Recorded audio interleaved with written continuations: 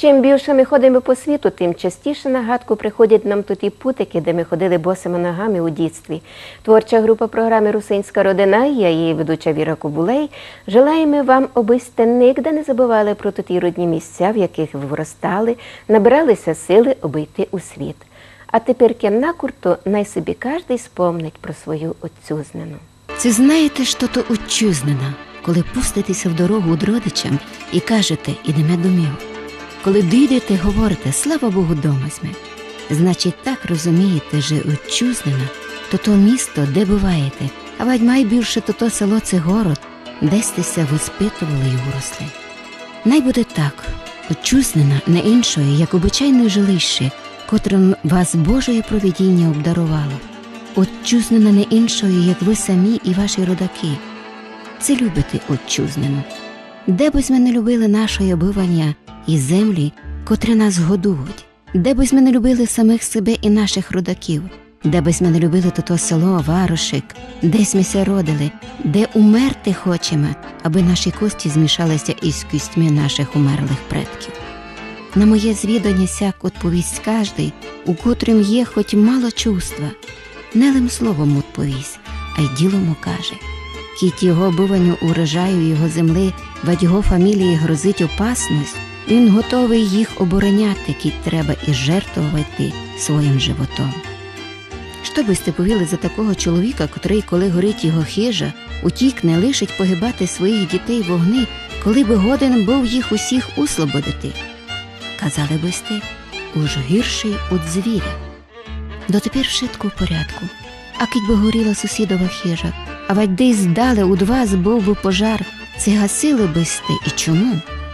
Гасив Бог перший раз із повинності ко ближньому, другий раз за то, жеби огінь далися не розширив, а так і моя хижа не імілася. Прото, аж хочете заварувати свою хижу, мусиш боронити всі дома у селі. Вітчизнена – це не лим моя хижа, моя земля і моє газдівство, но і хижа, земля і газдівство моїх сусідів, мого села, округа, края. Словом, кожне обивання, кожна земля і скотя, кожна слаба жона і мала дитина, знаходячися у моїй державі. Сісю отчизнену, котрими общими силами треба нам обороняти. В'єдно всяку опасність переможемо. Єден тонкий прутик і слабий дітвак годен зломити. А й бо з'яжить в'єдно сну пруття, та й уверсний чоловік не поберу його зломити. Зато общими силами маємо обороняти вітчизнену. Кому помагаємо, коли робимо на доброє свою отчизнену? Самим собі, нам усім. Любім і сокотім нашу вітчизнену.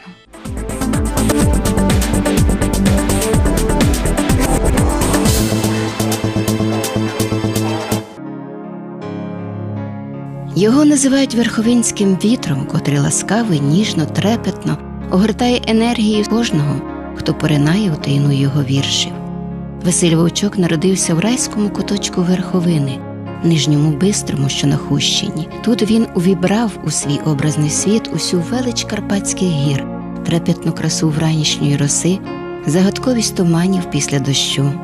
Ми їдемо на його батьківщину, котру так поетично оспівав поет. Легенько накрапає дощ, перед нами відкривається панорама гір, котрі вкриті легкою пеленою туманів. Хтось сказав, що гори димлять.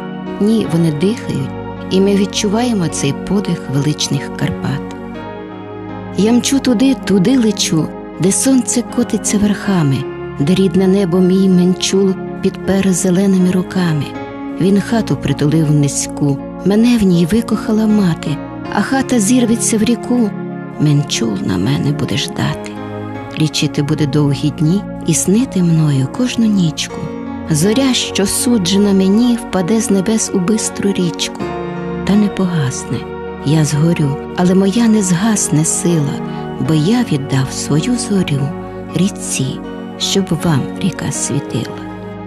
Вовчка знаю не як поета, лірика, прозаїка, драматурга, а знаю його як добру, дуже добру душевну людину, з якою можна було зустрітися, поговорити, порадитися, який дав пораду, не розраховував на якісь дивіденди, але завжди, що він сказав, своєму земляку або своїм землякам, він завжди то виконував. Завжди виконував. Ви були цимбором Вовчка? Так, ми разом ходили в школу. Разом навчалися у Хуському педагогічному училищі із ним. Уже тоді Василь Юрійович Вовчок брався за перо, вже писав, коли навчався. Ходив у літстудію, така була в Хусті.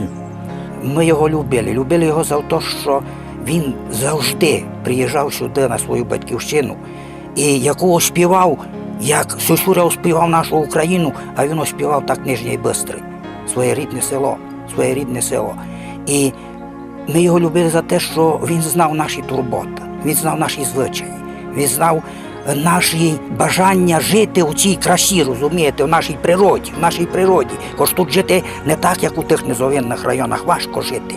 І коли він написав, що там життя не на колесах, на людських плечах, і там лиш мудрий зумів вижити, бо слабий зачах. І то бистра не розуміли. І зато його любили. І ніхто не казав Василь Вовчок, а казали поет наш поет. А ще любовно казали Василь Юрелькового. А далі, коли він написав «Голос лісу» і написав так, мене ще я Василь Бростяник, а Бруйсо то є по-нашому, ото бруньки, розумієте, які ростуть. Та ми любили його за те, що він любив нас. Василь Вовчок не збирався стати письменником, та одного разу, коли важко косили вони з батьком в урочище, він сказав: «Ні, няньку, мені мало 7 класів. Мечу я косу і йду вчитися». І він пішов у світ здобувати знання, пізнавати життя, але щоб наповнювати теплотою душу, завжди повертався до рідного села, до людей, до родини. Село він любив саме більше. Для нього велике значення було, як тільки мав можливість, так і пішов до батьків. Літом косити, або щось прийти, поколоти дрова, або що ж треба що зробити. Так що він по гриби дуже він любив ходити у лісі. Він тут приїде обов'язково, піде раненько вже в ліс пішов, вже по гриби. Поки всі встали, а він вже з грибами прийшов. Що значило для нього родина? Думаю, що все, родина – це все. Любив дуже мамку, любив батька. Мамка була більш така гостра, а батько такий розважливий. То він по-своєму любив і одного, і другого, так що не можна казати когось більше, когось менше. Любив він село, любив він природу. Осідлені гори моїми думками, немов заворожені, пчать далину. Зажурене небо вагітне зірками чекає на зливу, на теплу весну. Осідлені гори тупочуть громами і дихають щастям у вічі мені. Я їду до мами, у Бистрий, до мами. Я падаю горам в обіймі міцні. Він дуже хороша, чуйна людина. І завжди, коли він переходив у село, і зараз, і люди взагалі згадують завжди, який він був дуже добрий. Він ніколи не звертався до людини якось ти Галино чи Калино, а завжди було Оленко, Галинко, Ганночко. Знаєте, таким вічно-вічно. Видко, що він дуже любив сонце, Карпати, гори, своїх односельчан, всіх людей. От він, кажуть, от добра людина. Він до того любив своє село, він оспівував його, він ходив у село як додому, і їздив до вівчарів на полонину, дружив із лісорубами, і з усіма людьми. Він усіх любив, його всі любили. Приходив сюди, любив свої люди, все з ними зустрічав і говорив, і любив десь так заспівати, коли йде селом, то заспівав, а ми вже його зразу зрозуміли, що то він йде. Бо він любив заспівати. Він йшов додому, співаючи. Він дуже любив пісні, і він дуже коломийки співав, а співав стільки, що переспівати ніхто би не переспівав його. Дуже любив полонину та вівчарі, та бронзі, та сиру любив. Нашу страву закарпатську, ні? Нашу страву закарпатську, картошку, бронзю, токан. Ага. А що з цим варили, коли приходив? Що заказував? Заказував обов'язково кулешу, токан по-нашому, із бронзю. Вівчарики, я не забув про вас. про нашу полонинську пісню вітер. Уклін тобі, високий любий світе, уклін тобі в новий і добрий час. Вівчарики, я не забув про вас. Я тут літати вчився і співати. Тут на сопівці я навчився грати, коли ще не ходив і в перший клас. Вівчарики, я не забув про вас. Я в простір закохався тут і в волю. Я розшукав свою щасливу долю. Я виконав сумлінно ваш наказ. Вівчарики, я не забув про вас. Як ми в погожі дні чи в люту хвищу здіймались на вершину з вищих вищу, життя і труд любили без прикрас. Згадаю добрим слово ще не раз і вас, і вічну юніці смереки, які б краї не звідував далекі. Вівчарики, я не забуду вас. Я пам'ятаю, ми санкувалися, з тої гори летіли вниз, оставалися без обуви, без усього. Коли переверталися сани, бо санки були які, думаєте, такі маленькі, такі великі сани, що коні тягнуть. То сильно. Ми такі, що в нас було десь 10-15 чоловік стало до того. Так знав, що дали сте Василька йому на воспитання. Ну там мій Василько ходив, бо його батько помер туди далеко. Та вони його взяли до себе з другого класу. Та там його воспитували, та пішов далі вчити. Коли я народився, мені за вухо олівець поклали, щоб я став поетом. Тому і Василем мене назвали, тому що Вовчок Василь поет був. Невідомо, що було би, якби от не прийшов той день, коли Василь Юрович не прийшов з чемоданчиком у Бистрі і не забрав мене. Не було б у мене шансів тут сильно малювати. Я б гарно з сокирою ходив, може би кози пас. Тут у нас мрія була така, перша, сама серйозна мрія – отару овець мати. Теж добре, теж красиво, але кожному своє. Завжди пам'ятаю запах медовика тьоті Юстини і атмосферу в сім'ї, коли цей медовик розрізався на столі. І чудова така атмосфера була сімейного щастя. У нас завжди так було, що з любов'ю один до одного відносилися, цінували, поважали один одного, старалися допомогти.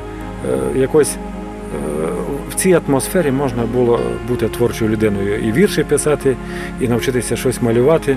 І коли роки вже пройшли, вже у нас і внучка народилася, то вже і ім'я якимось методом у нас вийшло так, що у нас внучка Юстинка.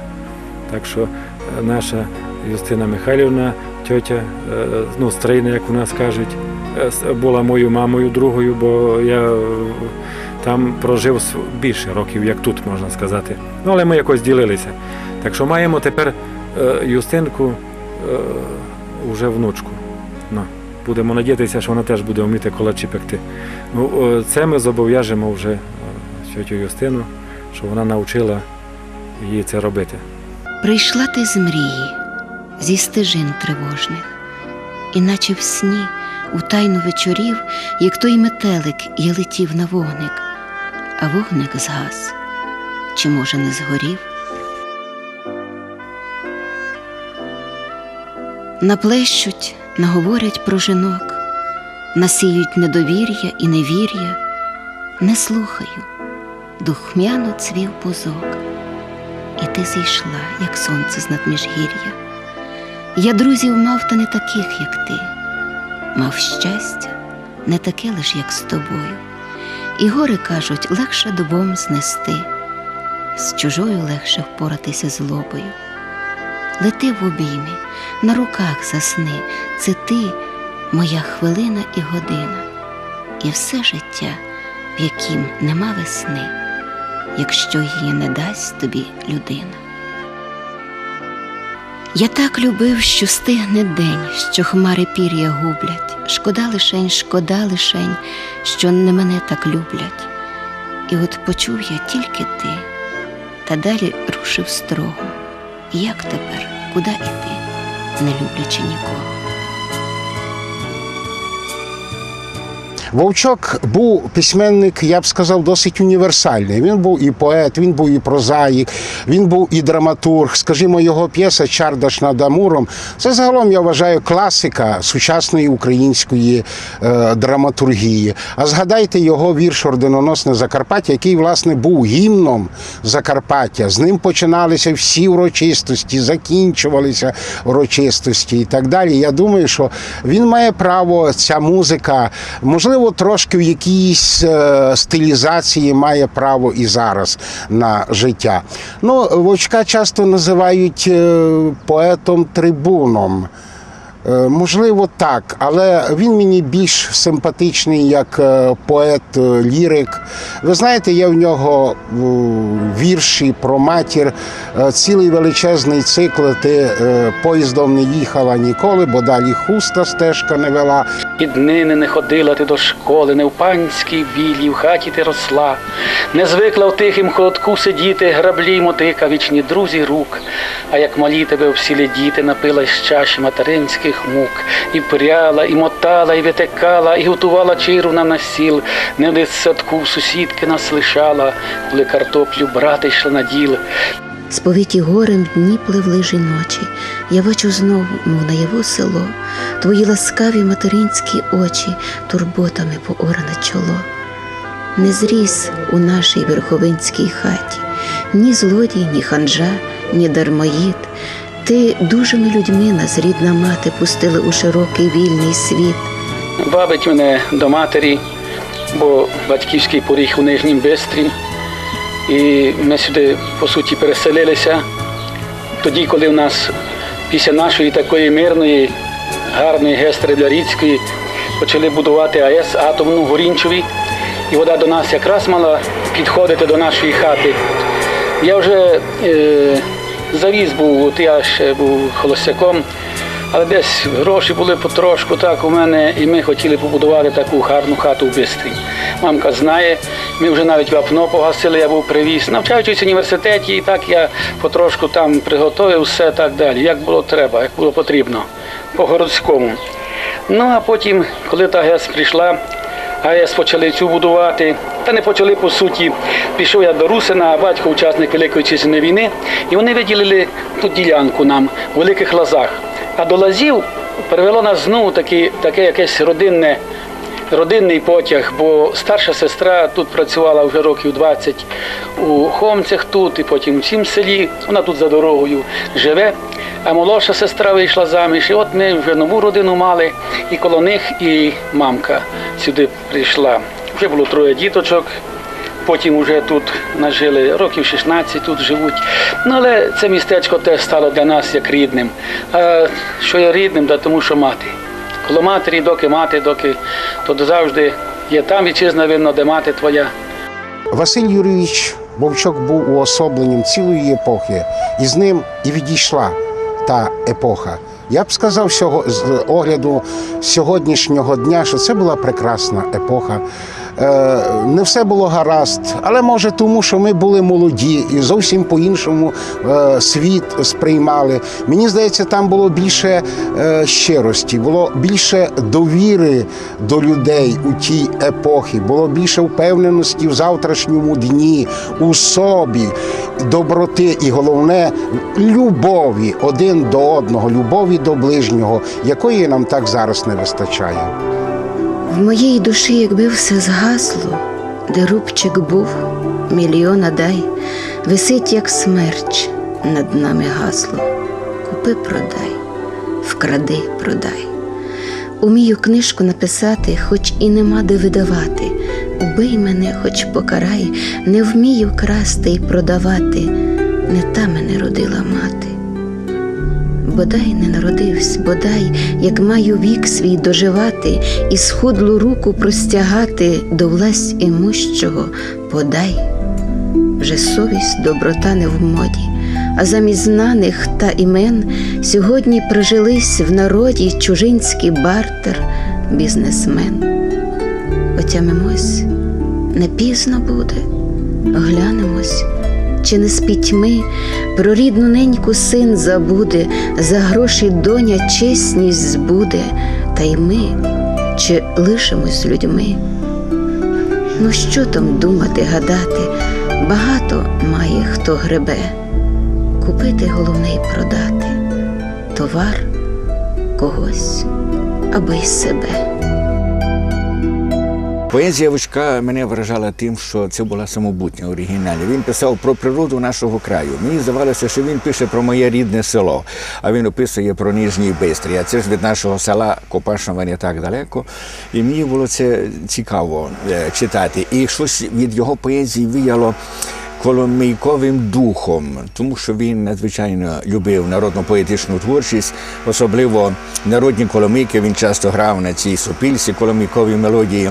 Провідне місце в його поезії займає тема слова, до речі, у першій збірці, якою він вітався із своїми сучасниками і з майбутніми поколіннями. Вона має таку доброзичливу назву «Добрий день». Він писав, що вірші його не полохлива рибка у відерці, вони колючі, злі. Правда, злого там у першій збірці було небагато. Збірка була романтичною, пройнята любов'ю до життя, вірою у майбутнє України, нашого народу. Потім тієї романтики стало трохи менше. Він був людиною м'якою, толерантною. Ця толерантність постійно нуртувала у його поезії. Вівчарики мої. Ну, вівчарики, ми розуміємо, що це малесенькі дітки. Він вівчарики називає тих серйозних хлопів, які доглядають просто в нелюдських умовах дуже часто, в грозових і так далі, на полонинах. Він сповідується перед ними. І оця сповідальність, яка є, вона є в його поезії, в його прозі, прекрасному, м'якому такому гуморі, не саркастичному, як є, а саме людському. Василь Вовчок займає особливе місце своєю саме неповторністю, оригінальністю. У нього свій голос. Його поезія не сплутаєш із іншими творами. І його хочеться читати, перечитувати, бо відчуваєш, що він пише від душі. Він щиро, його поезія щира, задушевна. І тому не дарма, і ще й мелодійна, крім того. Тому не дарма чимало наших композиторів поклали поезії Василя Вовчка на музику. Десь понад 20 віршів. Я думаю, що ця кількість буде збільшуватися. В одній із збірок Вовчок писав, що він не любить віршів солодких, віршів липких, віршів як патока. Він вважав, що слово в поезії повинно бути солдатом, тобто повинно воно щось відстоювати, щось боронити, проти чогось боротися. Ясна річ, що поезія не може народитися з нелюбові або, значить, в байдужому серці. Вона народжується або з любові, або з ненависті. І про це свідчить поезія Василя Вовчка. Мій Бог – це ти, людина добра, в безсмертній всемогутності. Святий твій погляд я приймаю, як найцінніший скарб землі. І як над величезним чудом стою над вогнищем його, стою, немов на сьомім небі, та грію охололу кров. Коли образить злий нікчема, коли скупий обікраде, дволикий заведе в оману, до того ж вогнища іду. Погрітися, снаги набратись, відчутися таким і знов, який пішов от тебе вранці, моя людина, світи мій. Збагну я, будучи тобою, зустрівши недолюдів немало. Людьми не родяться ніколи, людьми стають.